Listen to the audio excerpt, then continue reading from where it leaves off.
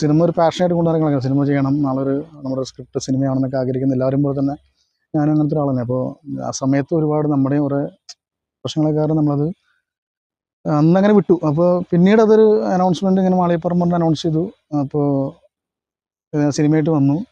പിന്നെ പടം കണ്ടപ്പോൾ എനിക്കത് ഭയങ്കര സിമിലാരിറ്റി ഫീൽ ചെയ്തു. കാരണം ഫസ്റ്റ് ഹാഫ് ഓക്കെ, അത് ഒരു സിനിമാറ്റിക് 2.5 മണിക്കൂർ പ്രസൻറ്റ് ചെയ്യുന്ന സിനിമ.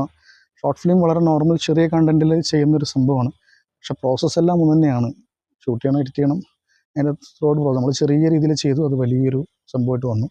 പക്ഷേ നിങ്ങൾക്ക് ആ ഷോർട്ട് ഫിലിം കണ്ടു കഴിഞ്ഞാൽ ഈ കാണുന്ന ആളുകൾക്ക് എന്തെങ്കിലും സിമിലാരിറ്റി ഫീൽ, ഞാനത് പറയണത് ഞാനൊരു ഇങ്ങനെ ഈ സമയത്ത് വന്നിട്ട് ഇങ്ങനെ പ്രശ്നം പറയണം. ഇപ്പോൾ ഇത്രയും കാലം പറയാത്തൊരു വിഷയം ഇപ്പോൾ എന്ന് പറയുമ്പോൾ ആൾക്കാരെ ഇപ്പോൾ പറയണമെന്ന് തോന്നി. അത് എൻ്റെ കാരണം പലതാണ്. അപ്പോൾ എൻ്റെ എനിക്കറിയാവുന്ന എൻ്റെ വളരെ ക്ലോസ് സർക്കിളുള്ള ആൾക്കാരെ ശരി നീ പറയും, അന്നൊന്നും ഞാൻ പറയാനായിട്ട്.